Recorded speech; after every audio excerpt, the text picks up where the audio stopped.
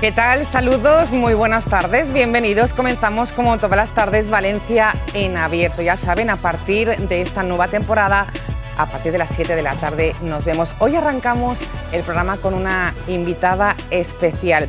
Es la nueva vicepresidenta del Gobierno valenciano, portavoz del Gobierno y consellera de esas dos áreas destacadas, igualdad y políticas inclusivas. Esta tarde recibimos en los estudios de 7 Televalencia a Aitana Mas. Aitana, buenas tardes. Muy buenas, ¿qué tal? Y gracias por estar con nosotros, bienvenida. A vosotros por la invitación. Bueno, tomaba cargo de todas estas responsabilidades tras la dimisión de Mónica Oltra. ¿Cuál es el balance que realiza Aitana de su llegada al Gobierno valenciano? Bueno, pues una llegada en unas condiciones en las que evidentemente a mí personalmente tampoco me hubiese gustado, ¿no? Por toda la situación de Mónica Oltra, pero también han sido 3 meses muy intensos, no ha habido descanso ni tregua, porque al final no solo es el aterrizaje propio, ¿no?, o personal en una consellería de la que no conocía, digamos, en profundidad, porque yo era diputada, pero llevaba temas económicos, ¿no?, de Hacienda sobre todo, y claro, llegas a otro ámbito de políticas, y una macroconsellería también al mismo tiempo, ¿no? No es una consellería fácil, y todo eso en unos meses en el que hemos tenido que empastar equipos, dinámicas, formas de trabajar, y con un verano también muy complicado que hemos tenido en la comunidad, con los incendios, luego con la crisis económica, con la inflación, con el aumento de precios. No ha sido fácil. No ha sido fácil, un escenario complicado al que se enfrenta Aitana Mas, y sobre todo de responsabilidad. Nombraba que a nadie le gusta llegar a un cargo así, provocado por la situación de la vicepresidenta, ex vicepresidenta Mónica Oltra. Entramos por aquí, le pregunto, esta semana ha sido clave para la vicepresidenta, ha arrancado ese juicio en el que ha tenido que declarar. ¿Cómo se lleva todo esto desde el partido? También le hablo ahora. Bueno, pues evidentemente es un momento complicado en el que nosotros, evidentemente, respetamos a la justicia y el procedimiento judicial, pero no es agradable y bueno, también es verdad que para nosotros este 19 de septiembre no era un punto de inflexión, porque lo que hizo la ex vicepresidenta el otro día en sede judicial es lo mismo que ha venido haciendo en les Corts Valencianes o en las ruedas de prensa del Consell. Ese ejercicio que yo siempre digo que ha realizado de transparencia, de contar hasta la saciedad en el lugar que fuera necesario cómo se habían producido los hechos, yo creo que eso ha sido algo ejemplar, ¿no? Y evidentemente en cierta manera preocupados también por ella, ¿no?, por la cuestión también personal. ¿Ha podido hablar con ella esta semana? No, hablé la semana pasada con ella. Bueno, el mismo lunes también estuvimos intercambiando algunos WhatsApps, pero sobre todo apoyándola, dándole ánimo y deseándole que toda esta pesadilla terminara pronto.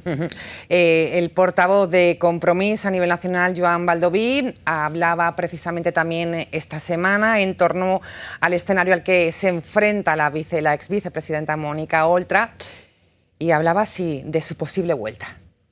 Clarísimamente que Mónica Oltra es una política excelente, que ha sido capaz de hacer unas políticas sociales absolutamente impensables antes de que viniera. Y estoy seguro que Mónica Oltra saldrá con la cara bien alta y con el expediente absolutamente limpio. Y aquí siempre Mónica tiene su casa, porque esta es la casa también de Mónica Oltra. Si le acompaña el calendario político, si se archiva ese caso, ¿podríamos vivir este escenario, la vuelta de Mónica Oltra?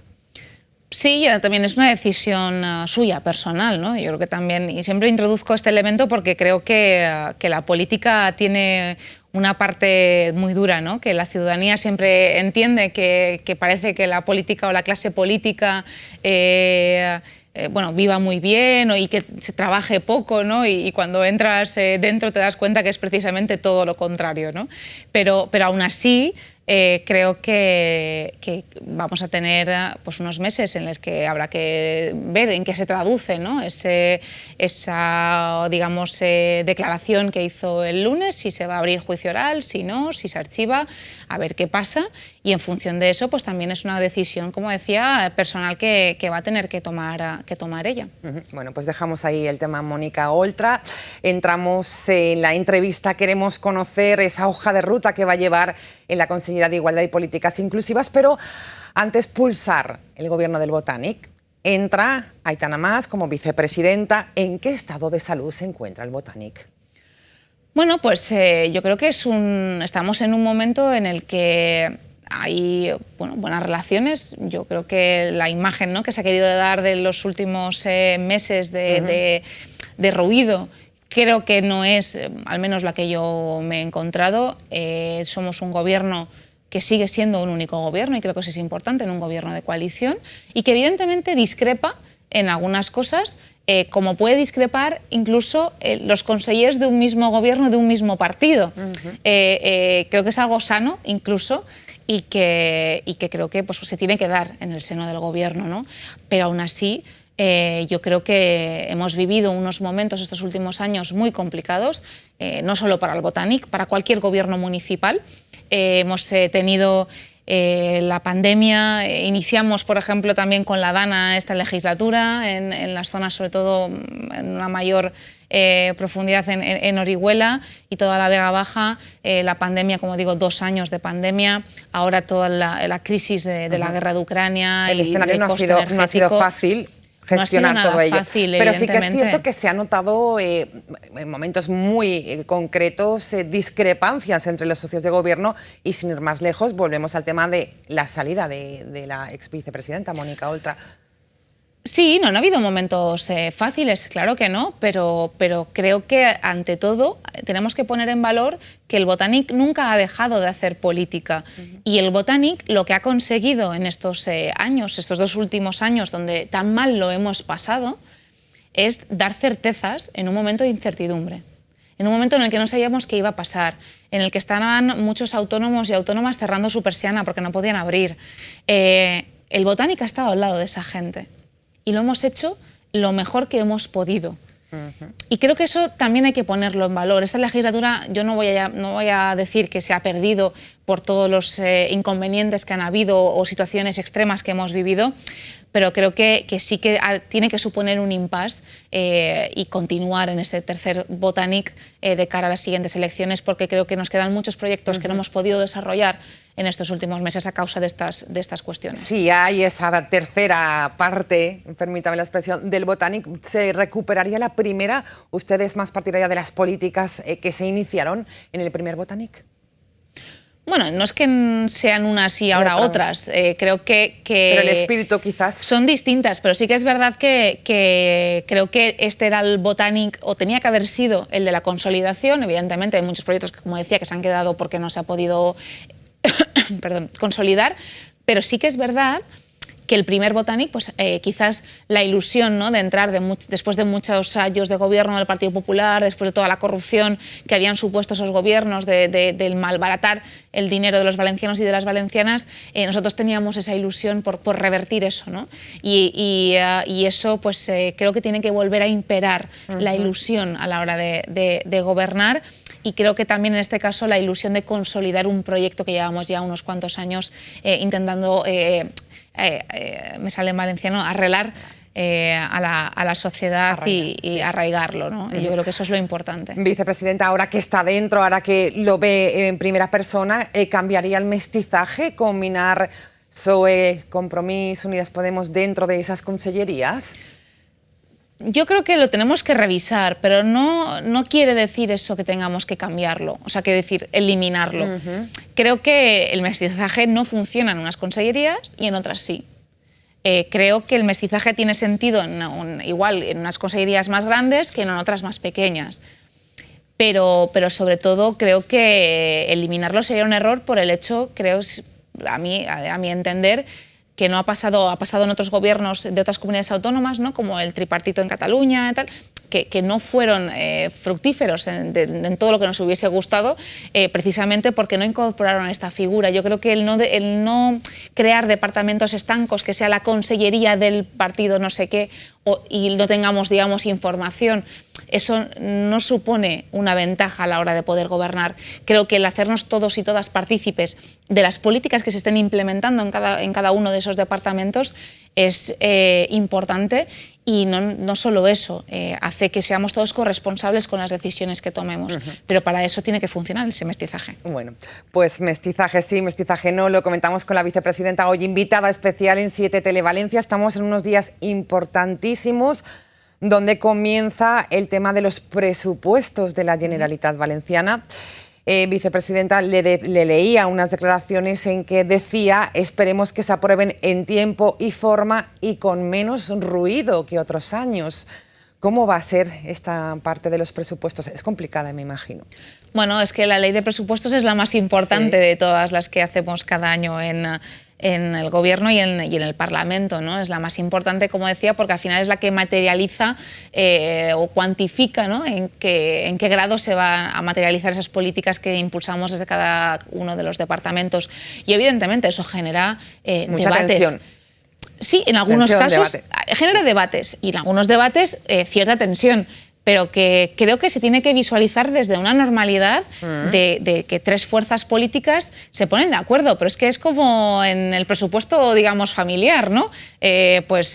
Cualquier familia puede tener un tira y afloja en cuestión de dónde nos vamos de vacaciones, o si nos podemos ir o no nos podemos ir, o cuántos días o cuántos no. Pues igual que hay debates en las familias al respecto del tema económico, pues en un gobierno lo mismo.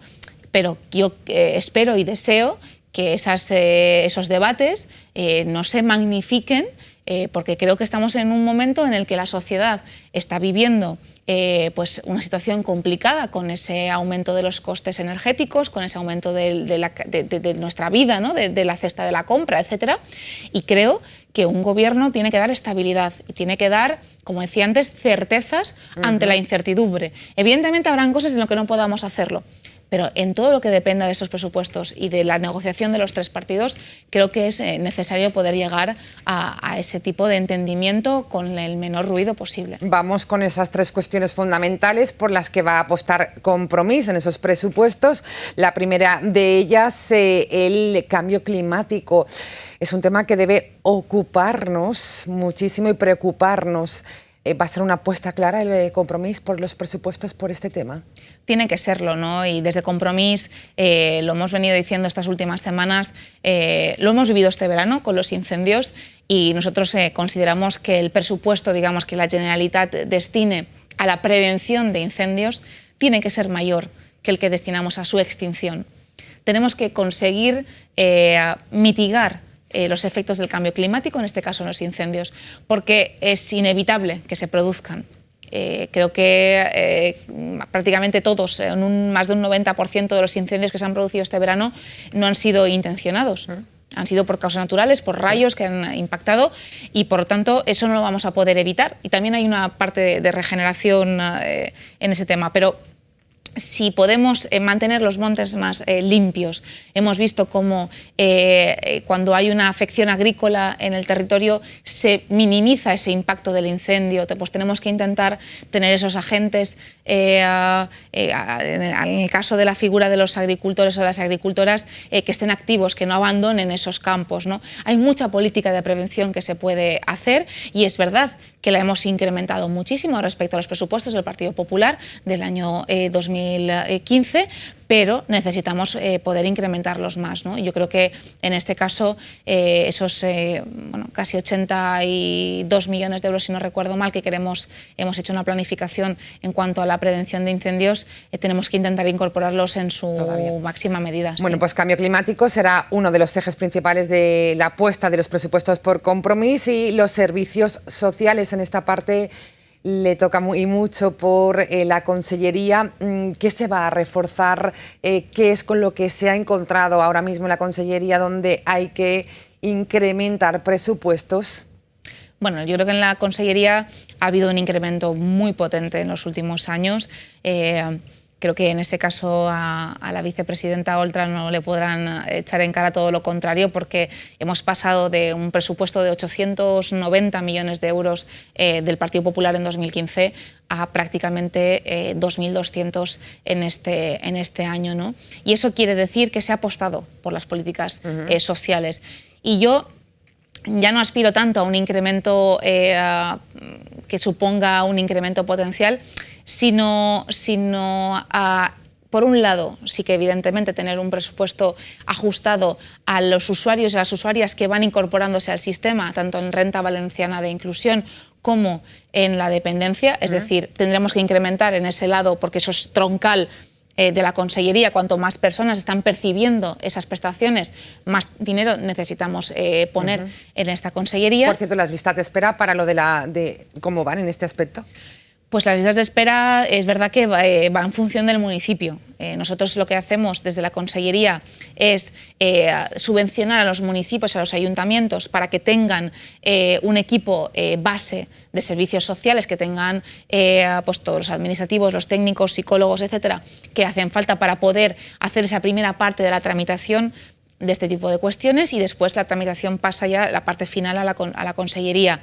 Entonces, depende de la ciudad. Hay ciudades o municipios que la lista de espera es 0, otras que son 3 o 4 meses, otras que son 6, que es lo que estipula la ley, y otras que van un poquito más allá, ¿no? Pero bueno, yo me quedo con que ahora mismo tenemos una lista de espera que es igual a la que tenía el Partido Popular, inferior a la que tenía el Partido Popular en 2015, pero con casi 130.000 personas, por ejemplo, en el caso de la dependencia, incorporadas al sistema, ¿no?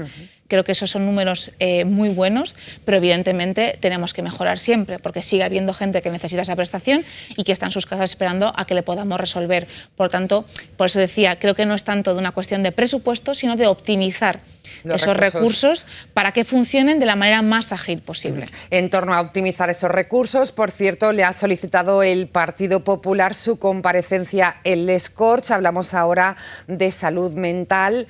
¿Qué va a decir al respecto? Desde el Partido Popular denuncian que no hay ahora mismo un plan de salud mental, una hoja de ruta clara desde el Gobierno valenciano. Y dicen que los recortes están generando que muchos pacientes se tengan que ir a otras comunidades. ¿Está realmente pasando esto, vicepresidenta? No, y además es mentira que hayan recortes, no es verdad. Lo explico muy sencillamente. Antes, en el sistema anterior del Partido Popular, lo que se daba era una prestación fija a las empresas, por paciente, por usuario, por usuaria, para que se hiciera cargo de ellos o de ellas, ¿no? 2.000, creo que salía en la prensa hoy, 2.100, 2.200 euros. Lo que hacemos ahora es darle a la empresa que gestiona, o que tiene tutelados a esas personas, o bajo su tutela, la tutela es de la Generalitat, pero digo, están prestándole el servicio, una asignación fija que no llega a los 900 euros, pero eso no supone que recortemos, porque lo que falta, es más, una mayor cantidad que puede llegar hasta los 2.100 euros, se lo vamos a dar a la persona directamente usuaria o a la persona o al familiar en quien esté, tutelado, ¿vale? Eso quiere decir que, evidentemente, lo que les llega a las empresas no es la cantidad de antes, porque ahora se reparte a la empresa que le está dando, ese servicio de acogida o de tutelaje habitacional. Le está llegando el pago que corresponde al alquiler, por decirlo así, de esa habitación, de ese piso, ¿vale? Pero el resto, lo que supone manutención y lo que supone gastos extra, está llegando directamente a las familias y a las personas que están sufriendo estos trastornos o problemas de salud mental. Por lo tanto, no se ha recortado están habiendo recortes absolutamente y no se están teniendo que trasladar. Nada. Bueno, pues queda clara la postura en torno a esta situación que ha denunciado, como decimos, el Partido Popular. Volviendo a los presupuestos y volviendo a los objetivos principales de Compromís, hablamos de cambio climático, hablábamos de aumentar servicios públicos, entre ellos los servicios sociales, y usted hacía referencia a la preocupación de la inflación que está provocando una situación complicada, está haciendo que las familias valencianas, pues tengan problemas para llegar a fin de mes. ¿Qué políticas de empleo, qué políticas de economía se tienen previsto desde el Gobierno valenciano, desde los presupuestos, para combatir esta situación? Pues ahí es donde radica precisamente probablemente la discusión o el debate de presupuestos, ¿no? Es ver de qué manera podemos trasladar a estos presupuestos esa lucha contra la inflación. A mí sí que me gustaría empezar por una cuestión, y es que nosotros llevamos mucho tiempo aportando a las familias una seguridad a fin de mes, ¿no? El haber incrementado las becas, por ejemplo, de comedor en los centros escolares, el haber puesto el Sasha Llibres, la gratuidad de los libros de texto, eso ayuda a las familias a final de mes. El poder estar haciendo también ahora ese debate sobre una posible reforma fiscal va a ayudar a esas familias. El haber hecho un complemento energético a las personas que están o que son beneficiarias de la renta valenciana de inclusión, para que, ya que son vulnerables y evidentemente ante un aumento del precio de la energía, hacerles ese bono extra para que puedan, pues, de alguna manera, poder pagar ese incremento que está sufriendo por el tema de la energía, del aumento del coste. Eso ya son políticas que se están implementando y que queremos reforzar en estos presupuestos, pero evidentemente tenemos una asignatura pendiente, ¿no? Y es el seguir generando empleo. Hemos sido de las comunidades que en momentos más complicados hemos seguido incrementando esa capacidad de generar empleo. Y lo tenemos que seguir haciendo. Y para eso, para mí, hay una parte fundamental que ya no es tanto en la Consellería de Economía, sino en la de Educación. Y es la apuesta decidida que estamos haciendo por la FP, que tiene que continuar existiendo en los próximos meses. Creo que han habido años en los que si no se estudiaba una carrera universitaria parecía que ya no podías entrar al mercado laboral. Y ahora mismo tenemos una formación profesional que está funcionando, que está diversificada y que se está centrando precisamente en aquellos ámbitos en los que es más necesaria, como por ejemplo la salud. Estamos viendo cómo no podemos cubrir todas las plazas sanitarias, por ejemplo en el ámbito sociosanitario o en los hospitales, de enfermeros y enfermeras, de médicos, y necesitamos más profesionales, ¿no? O auxiliares de enfermería, celadores, celadoras, etc. Por lo tanto, creo que ahí tenemos un nicho, el de los cuidados, el de las curas, que podemos ayudar a poder cubrir, ¿no?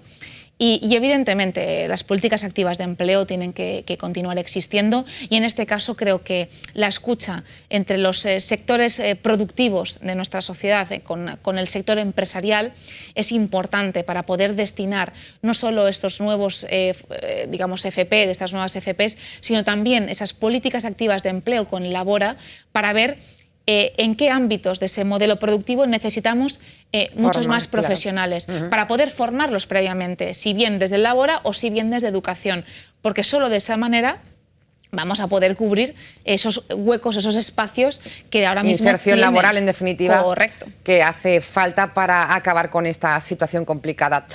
Dentro de todas estas políticas económicas se cuela en el debate la bajada de impuestos. Normal, llegan elecciones y siempre escuchamos hablar de ello. Queremos saber su opinión, pero antes vamos a escuchar declaraciones del portavoz de Podemos a nivel nacional, Pablo Echenique. Si la ley del impuesto a las grandes fortunas que trajo Unidas Podemos a esta Cámara y que el PSOE no apoyó hubiera salido adelante, hoy Juanma Moreno Bonilla no podría haber bajado los impuestos a 17.000 ricos en Andalucía, y la señora Ayuso no podría seguir manteniendo el estatus de paraíso fiscal para ricos que es la Comunidad de Madrid. Ojalá el socio escuche con atención las palabras del ministro Escrivá. Nosotros respetamos la autonomía de las comunidades autónomas en materia fiscal, pero al mismo tiempo pensamos que hay que establecer algún tipo de mínimo. ¿Qué opina Aitana Mas sobre la bajada de impuestos ya puesta en marcha por muchos gobiernos del Partido Popular a las rentas más altas? Pues lo has dicho tú cuando formulabas la pregunta, ¿no? Estamos prácticamente en campaña electoral y es algo que evidentemente pues, los partidos que quieren obtener rédito político pues, utilizan, ¿no? Ayer veía yo en un informativo, en un programa, no recuerdo, precisamente se ponía en cuestión la parafernalia que había montado el presidente de Andalucía para firmar un decreto, que es algo habitual y normal todas las semanas en cualquier gobierno, ¿no? Pero como era el decreto que quitaba, ¿no? O que quitaba el impuesto de sucesiones y tal, o el de patrimonio, al final lo que hacía era pues, intentar magnificarlo. ¿Por qué? Porque llega campaña electoral. Entonces yo creo que tenemos que intentar ser serios en este debate. A ver, dentro del Botanic no hay debate al respecto. No hay debate, la decisión está... No hay debate al respecto. ¿Tienen la misma opinión? Ahora escucharemos al presidente. Sí. Entonces, yo creo que en este caso, y la gente lo entiende, porque ¿cómo vamos a bajar impuestos en un momento en el que necesitamos tener más ingresos? Es contradictorio. O sea, si yo necesito más dinero para sacar a mi familia adelante, ¿cómo voy a decirle a mi pareja que deje de trabajar?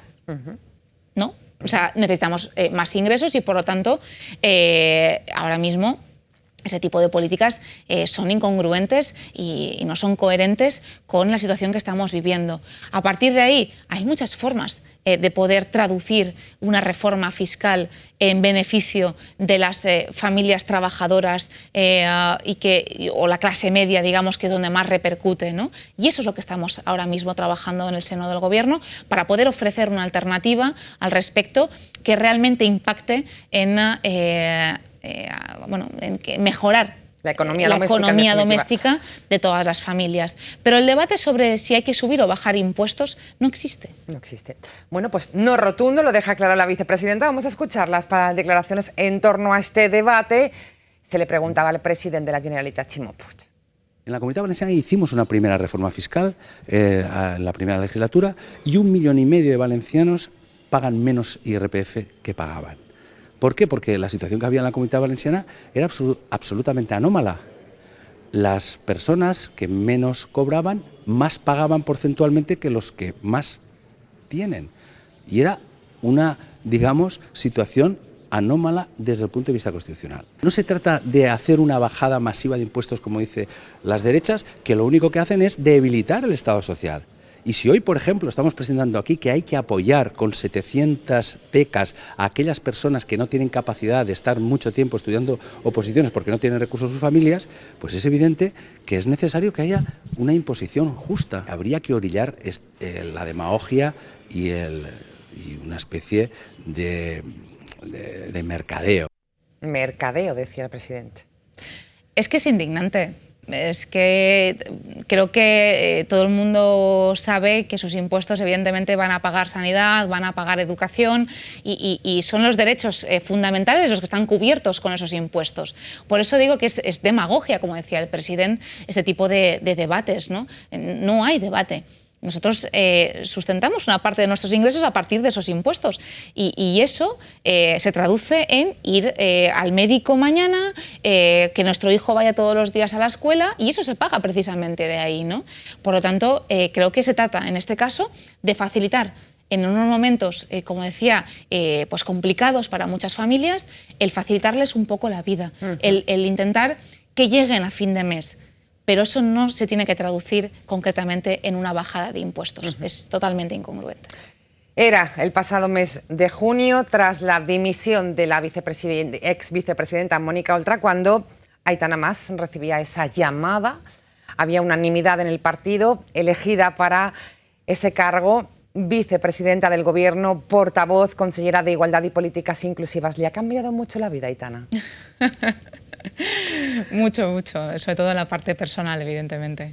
Sí, pues bueno, evidentemente yo pues tengo un niño muy pequeñito y ahora mismo pues... No tiene un año, me decía, casi un año. 13 meses, tiene 13 meses y se me hace un poco complicado porque, bueno, él va conmigo donde vaya. Es la parte más dura, claro, la que no se ve, esa que decía antes, ¿no? La humana, que los políticos también somos humanos y tenemos los mismos problemas que tiene pues cualquier familia, ¿no? La conciliación, que es uno de los grandes temas hoy en día, ¿no? y sobre todo pues las horas de trabajo, en fin, y en este caso para mí también la distancia, porque yo soy de Crevillent, de Alicante, sí. Tengo 200 kilómetros de mi casa a Valencia y evidentemente pues ahora eso se hace también mucho más complicado. Bueno, pues queda un otoño, invierno muy duro en cuanto a las elecciones, vamos a vivir apasionante también en cuanto a lo político. A ver qué pasa con esa cita de cara a las próximas urnas. La pregunta que le hacen, ¿será la candidata? Pues la respuesta me imagino que ya la sé, que de momento no se sabe, Aitana, ¿no? De momento no. Bueno, pero no le importaría. Bueno, yo creo que es algo que también tengo que pensar precisamente por esa última pregunta que tú me hacías, ¿no? Que evidentemente también el tema personal pues hay que ponderarlo y también es que llevo 3 meses en el cargo de vicepresidenta. Yo creo que hay tiempo para todo. Nosotros nos hemos marcado en febrero como el mes de las primarias que tendrán lugar en Compromís y bueno, abiertas a la ciudadanía, pero que creo que todavía tengo unas semanitas, meses de margen para poder tomar una decisión. Por cierto, y por la última pregunta, lo de portavoz del gobierno es la parte también más dura, ¿no? Estar ahí. Totalmente, porque es difícil equilibrar, ¿no? La parte o la opinión personal con la opinión del gobierno. El otro día también debatía con algunos periodistas, ¿no? Hasta qué punto lo que yo digo siempre va a pasar a ser la opinión del gobierno o también tengo yo opinión como política y como persona, ¿no? Es complicado, esos equilibrios son complicados, pero evidentemente es un orgullo además poder hablar en nombre de todo el gobierno, faltaría más. Pues todo un lujo que haya estado con nosotros esta tarde, espero que venga más, que podamos pulsar todas esas políticas que lleva desde igualdad, políticas inclusivas y sobre todo de cara también a esos presupuestos que ya prepara el gobierno valenciano. Aitana Mas, mucha suerte. Muchísimas gracias. Buenas tardes. Nosotros arrancamos con esta entrevista. Hoy en Valencia en Abierto nos vamos con otros temas. Manu Seguín, ¿qué tal? Buenas tardes. Silvia, continuamos la tarde de jueves y lo hacemos recuperando esa información de internet, esa información que nos llega desde las redes. Y para ello tenemos con nosotros aquí ya Juan Carlos Galindo. Buenas tardes. ¿Qué tal? Encantado de volver a estar aquí en tu programa y en esta sección que estoy encantado, como es de otra manera. Bueno, en la Juan televisión Carlos, de mi tierra. ¿Qué tal ha sido el verano? ¿Cómo ha sido estos meses? Bueno, pues bastante ocupado con programas de televisión, radio, o sea que por lo tanto hemos tenido ocupación y al final hemos tenido que decir alguna propuesta para usted, que déjeme descansar, que tenemos derecho al descanso también. ¿Derecho al descanso? No nos han estafado, no nos han estafado. No, ningún alquiler vacacional, todo bien. Yo creo que nos hicieron caso los últimos consejos que dimos aquí. Todo correcto, o sea hemos llegado en septiembre con todo perfecto, bien. Sí. Bueno, con todo bien, más o menos, porque más o menos, ya vamos a empezar a destapar un poco algún dato que conocíamos este verano, y es que antes de empezar la temporada, en este comienzo de temporada, el año pasado hablamos mucho de ciberdelitos, Juan Carlos, y en agosto conocíamos un informe que daba a conocer los últimos datos en delincuencia cibernética en nuestro país. Y tenemos que decirlo que pese a todos nuestros consejos, han aumentado. Sí, han aumentado porque, aunque es cierto que en menor grado que el año pasado, también es normal. Recordemos que la pandemia hizo multiplicar por muchísimos la gente que estaba expuesta a Internet, a la red, y eso hace también que cuanta más exposición sube todo. Pero sí es cierto que es preocupante, sobre todo, no sé si vas a dar datos o quieres que entremos. Ahora daremos datos, pero me avanzo un poquito. Muy preocupante, un dato que no sé si lo tienes ahí, pero yo te lo voy a dar ahora. Esas cerca de 850.000 personas que no denuncian, que no se atreven a denunciar. Aproximadamente hay unas 357.000 personas que sí denuncian, que son delitos tecnológicos. Casi ya el 16% de todos los delitos que se cometen en España, tantos físicos como cibernéticos, el 17% ya se comete en la red. Por lo tanto, hablamos de un delito que toma mucha importancia, mucha enjundia, ¿no? Toma importancia, tenemos que decir, esa tendencia al alza no es exclusiva de nuestro país, ni siquiera de la comunidad autónoma. Por supuesto. Es una tendencia que se da en toda Europa. Mundial. Es cierto que inclusive, por desgracia, las listas, tanto por provincias como comunidades autónomas, en el top 5 está la Comunidad Valenciana, Valencia y Alicante. Como provincias, imagino, no sé si ahora vamos al dato. Estamos en el top 5, en unas en el top 3, ¿no? Pero bueno, aún así es algo lógico y normal, ¿eh? Es decir, vamos con este primer dato, y es esos ciberdelitos que ocurren en nuestro país por comunidades autónomas. Nos lo avanzabas. La Comunidad Valenciana es la cuarta comunidad en la que más delitos de este tipo ocurren, solo por detrás de la Comunidad de Madrid, Cataluña y Andalucía. Quizás, obviamente, por el número de población, es algo lógico y normal. Esa es normalmente la estadística también en otro tipo de delitos. Pero sí, insisto, llama poderosamente la atención que estemos en el cuarto lugar, ¿no? Porque no todo el mundo, no toda la población está expuesta a Internet, pero bueno, ahí estamos, somos los cuartos. Ahí estamos, y una posición que no sé si es positivo o negativo, mejoramos cuando hablamos de provincias, porque ahí Valencia pasa a ser la tercera provincia de España, lo vemos ahora. Aquí la tenemos. con mayor número de ciberdelitos y a continuación Sevilla y Alicante. 2 provincias en el top 5. De nuevo, mucho que ver la cantidad de población, pero también el uso, algo que ver el turismo a lo mejor. No, aquí falla lo de siempre. Y con esto no quiero tocar temas políticos, pero al final la política tiene mucho que ver, que es el legislador. No podemos olvidar que los políticos son los que legislan. Nuestra comunidad autónoma tiene poco, casi nada, ningún organismo específico para prevenir, divulgar, luchar, combatir el ciberdelito. Tiene, igual tú no sabías que existía, yo tampoco lo sabía hasta hace unos años, el CSIRT. El CSIRT es un organismo que solo está velando para los ataques dentro de los organismos públicos, es decir, ni siquiera tiene un servicio de atención al cliente o a las víctimas del ciberdelito, ¿no? Por lo tanto, la Comunidad Valenciana está huérfana total y absolutamente ni hace campañas de prevención, ni puede atender a la víctima del delito, ni hace ni siquiera unas campañas de prevención mínimas por las redes, ¿no? Es decir, nos faltaría una policía de las redes más enfocada al trabajo en la comunidad. Y a la prevención. Policía tenemos, la policía hace todo lo que puede. Con los recursos que tiene, que en este caso son pocos y escasos. También tiene la culpa el legislador, qué curioso, ¿no? Porque la legislación hace que el reparto del dinero también vaya a un sitio a otro, ¿no? Pero por lo tanto, por un lado, la parte preventiva, la parte divulgadora, esa parte, sabes que contra el delito, si no te lo cuento rápidamente, se lucha de 2 maneras.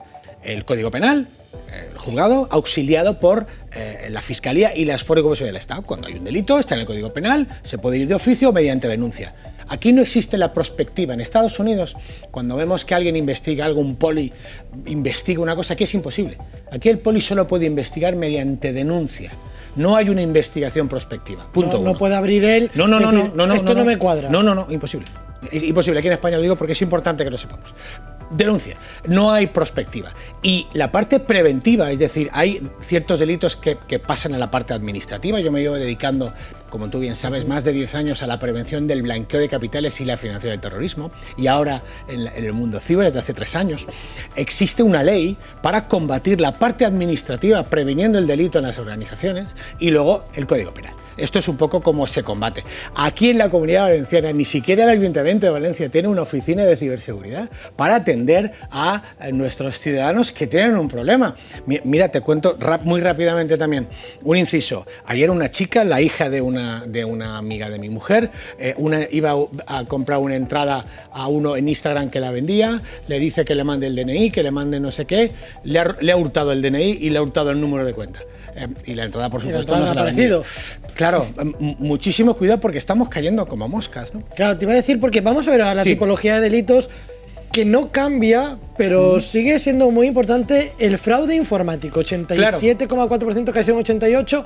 A lo mejor hablamos mucho y se pone mucho el foco en las agresiones sexuales en internet, que existen, hay un 0,5%, es importante, pero el mayor fraude es el informático, digamos, el más usuario. La estafa, el fraude informático, para que todo el mundo lo entienda, es la ciberestafa.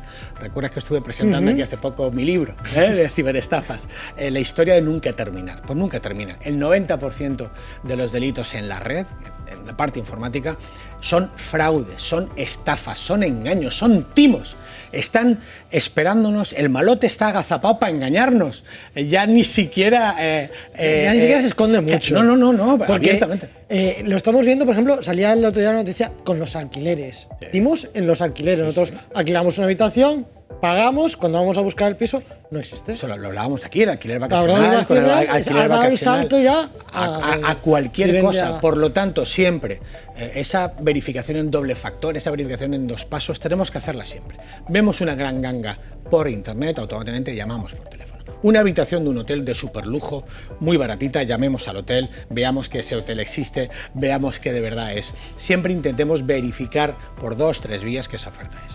Y tengo que preguntarte, antes de despedirnos, si es en este aumento, ¿cómo han influido las criptomonedas? Porque también durante el año hubo un auge de conocer la criptomoneda, de atacar la criptomoneda, de mucha más gente se ha metido en este mundo sin conocer. Sí. ¿Esto ha favorecido también este aumento? Sí, sin lugar a dudas. Quizás el siguiente estudio debería de ser cuál es el engaño más utilizado.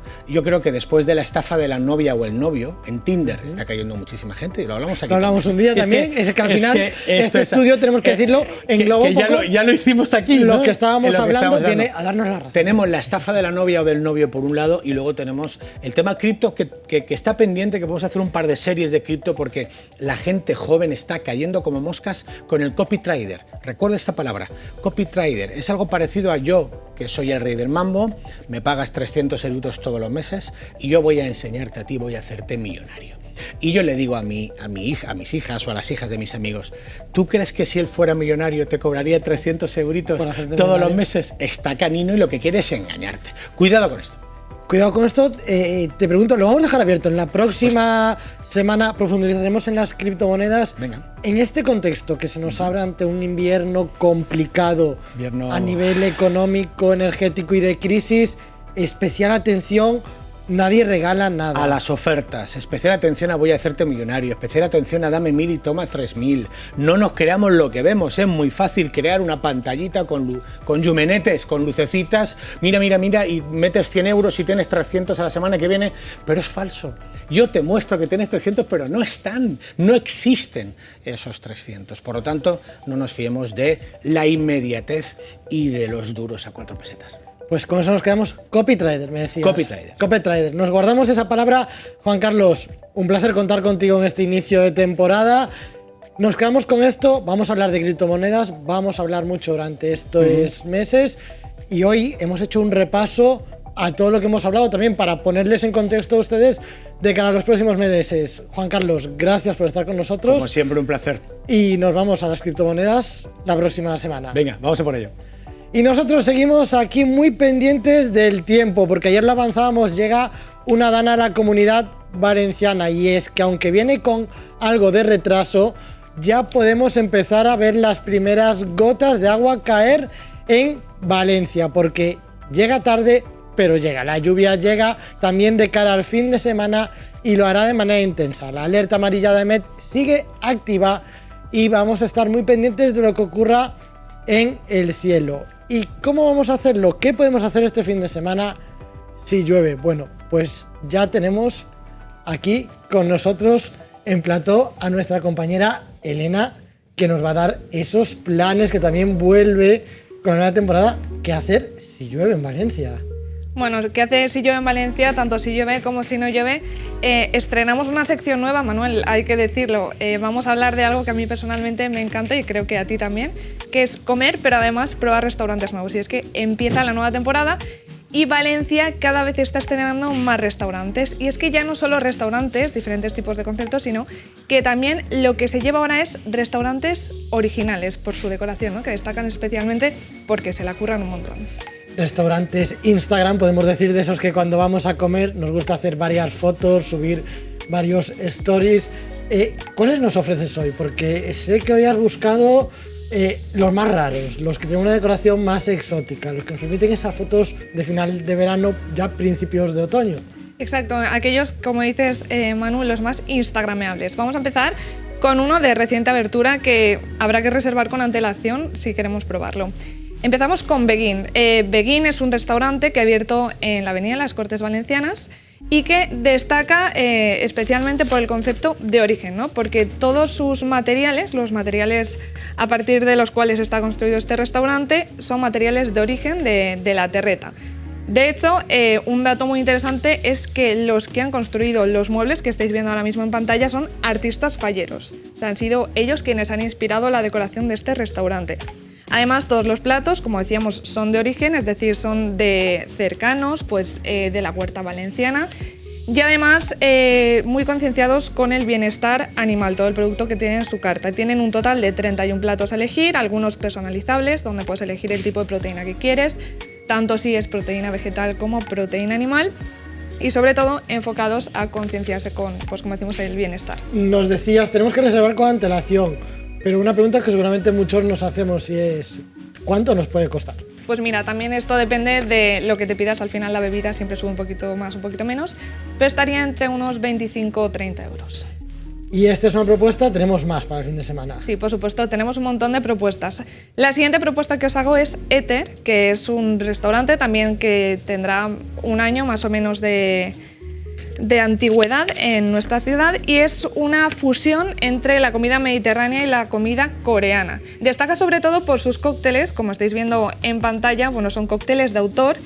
El estilo del restaurante está un poco enfocado al hedonismo, a la elegancia. También hacen, mira, como estamos viendo en pantalla, uno de los cócteles muy especial está inspirado en La Bella y la Bestia, es decir, te sirven el Negroni en la urnita en la que salía la rosa de La Bella y la Bestia. Pues tiene todos los ingredientes para cultivarnos, también con espectáculo, lo estamos viendo. Al final queremos apostar por todos los sentidos, ¿no? Porque estos nuevos restaurantes lo que nos quieren es dar una visión del mundo pues completa. Claro, o sea, al final lo que buscamos es una experiencia, ¿no? Vemos que cada vez se lleva más, que no solo vas a comer, sino vas a pasártelo bien, a disfrutar de un espectáculo, a sentirte un poco envuelto, ¿no? En toda esa atmósfera que te propone el restaurante. Vale, vamos con más propuestas. Vale, siguiente propuesta. Vamos a una propuesta un poquito menos healthy, y es que, no sé a ti, pero a mí las hamburguesas me encantan. Y este restaurante, Raf's, tiene la tercera mejor hamburguesa de Valencia, y no lo digo yo, lo dice un concurso que se ha hecho este año.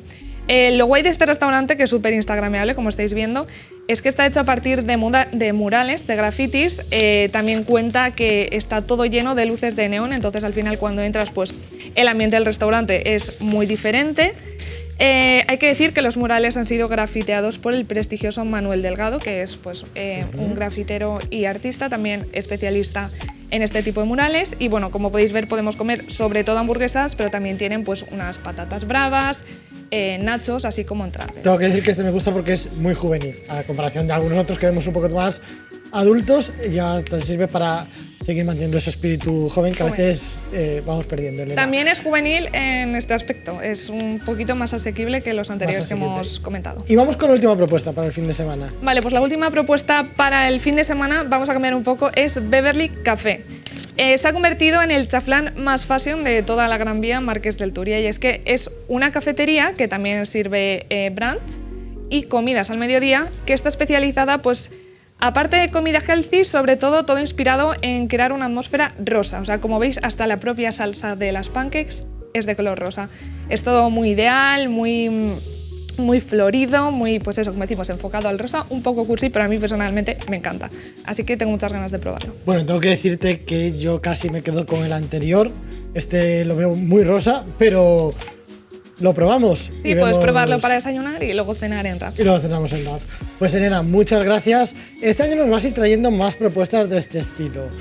¿Alguna que nos puedas avanzar rápidamente? Sí, próximamente os voy a hablar de un restaurante muy interesante si queréis sorprender a vuestro acompañante, que solo os diré que tenéis que entrar con un código y es un lugar muy misterioso que no vais a encontrar en el mapa. El próximo día te lo cuento. Pues el próximo día nos lo cuentas. Elena, muchas gracias por acompañarnos también y nos quedamos pendientes de ese restaurante. Y por si acaso aún no tienes planes para el fin de semana, porque aparte de comer y cenar tenemos muchas horas que cubrir, nosotros, como siempre, queremos proponeros otros planes, otras actividades que poder hacer en Valencia, y empezamos por las actividades musicales, porque aunque el verano está terminando, continúan los conciertos en la ciudad de Valencia. Fin de semana muy musical en la ciudad, porque todavía colean algunos festivales, como es el Mediterráneo Sound, con artistas como Melendi, Hombres G o Taburete. También llegarán a Valencia este viernes Manolo García o Amaya, entre otros artistas. Conciertos en la plaza del Ayuntamiento y en otros espacios gratuitos, así como fiestas todavía en las localidades alrededor de la ciudad, donde disfrutar de esas verbenas que nos recuerdan al verano.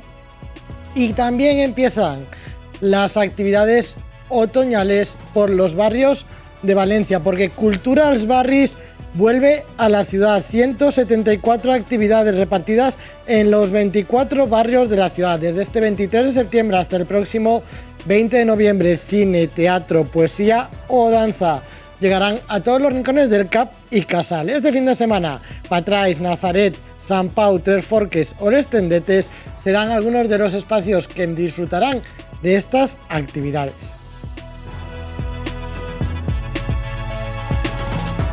Y a nivel expositivo recordamos esta exposición, Los Gigantes de Bronce, los hombres de Igor Mitorach, que siguen en la Ciudad de las Artes y las Ciencias y lo harán ya por poco tiempo. En octubre desaparecerán estas figuras de los lagos de este punto tan emblemático que tantas visitas ha recibido durante el verano en nuestra ciudad, y lo harán pues llevándose con ellos esa evocación a la cultura greco-latina y también a ese querer dar la imagen de rotura y debilidad que tiene el hombre. La exposición de Igor Miktorach hasta octubre en la Ciudad de las Artes y las Ciencias.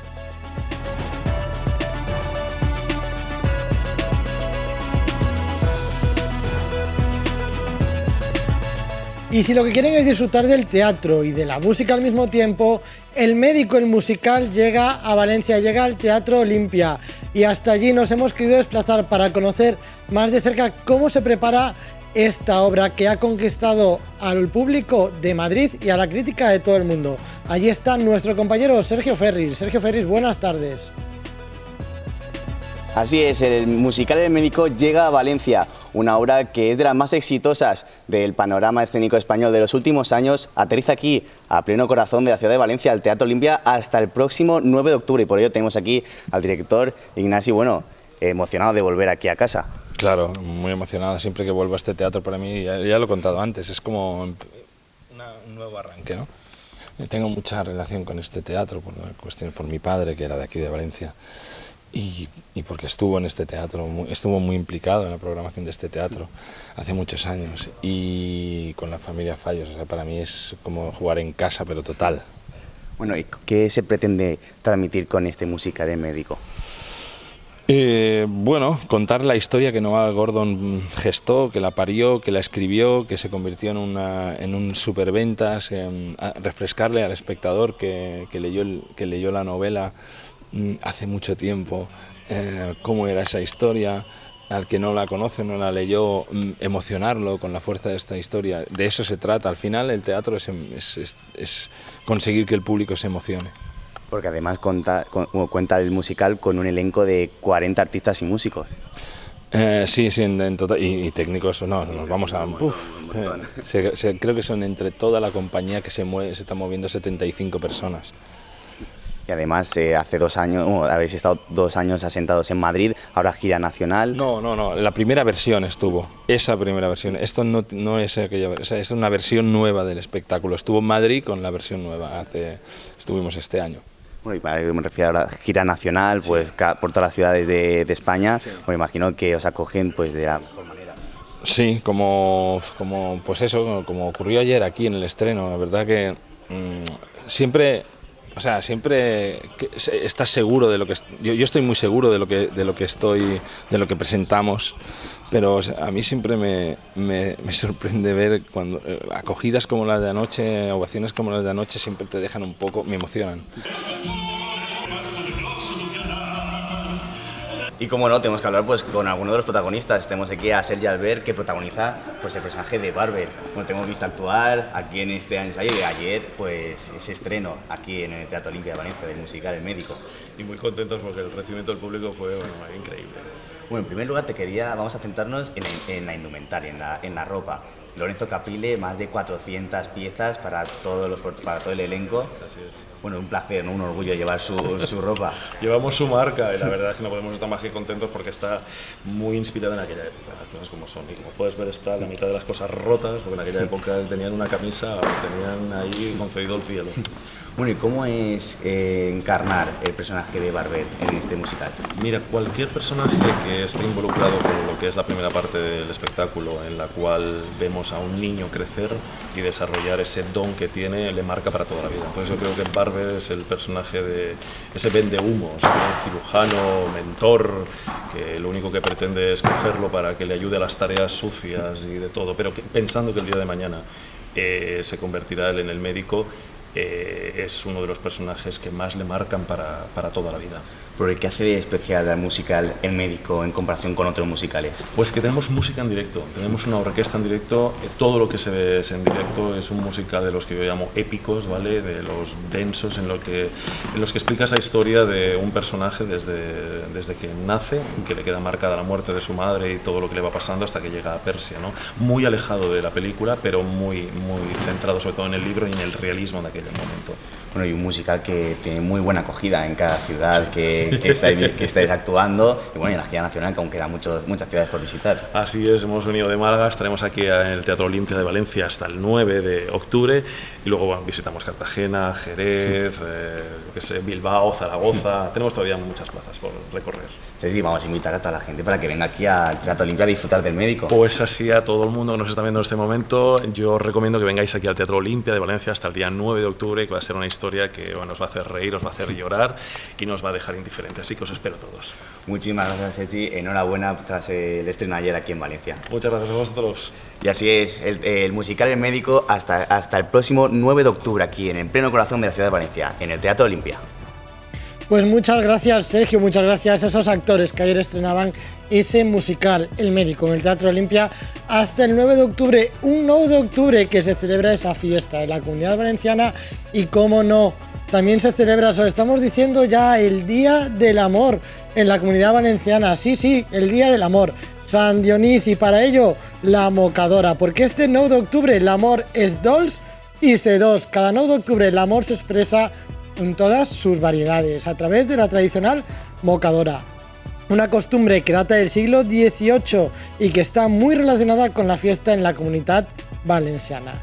Esta celebración es mucho más que la festividad del amor, es una tradición arraigada que pasa de padres a hijos y que implica toda una liturgia. Desde la Concejalía de Comercio este año se lanza esta campaña L'amor es dolç y sedós, para invitar a que todos los valencianos celebren este 9 de octubre, esta celebración de San Dionís, esta celebración del amor con la mocadora, estos tradicionales dulces que se pueden ya adquirir en las distintas panaderías de la ciudad de Valencia y que nos permitirán agraciar, regalar y también enamorar a todos los que nos rodean. Recuerden, este 9 de octubre, l'amor es dolç y sedós.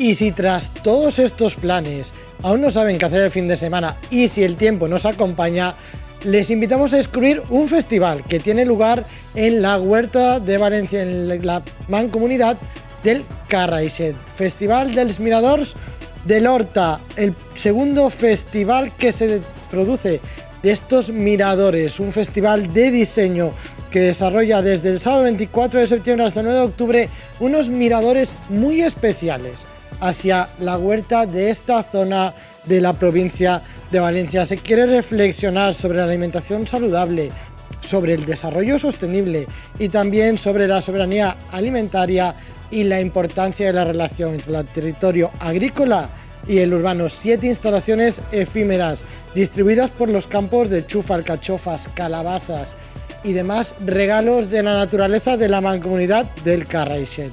Además, dentro del festival podemos encontrar otras actividades como visitas guiadas en bicicletas, encuentros con profesionales del folk design y también algunos conciertos y actividades musicales. Exposiciones de realidad aumentada y degustaciones cerrarán el planning de actividades de este festival Miradors de l'Horta, que empieza este 24 de septiembre y que se alargará también, como decíamos, hasta ese 9 de octubre tan marcado en el calendario.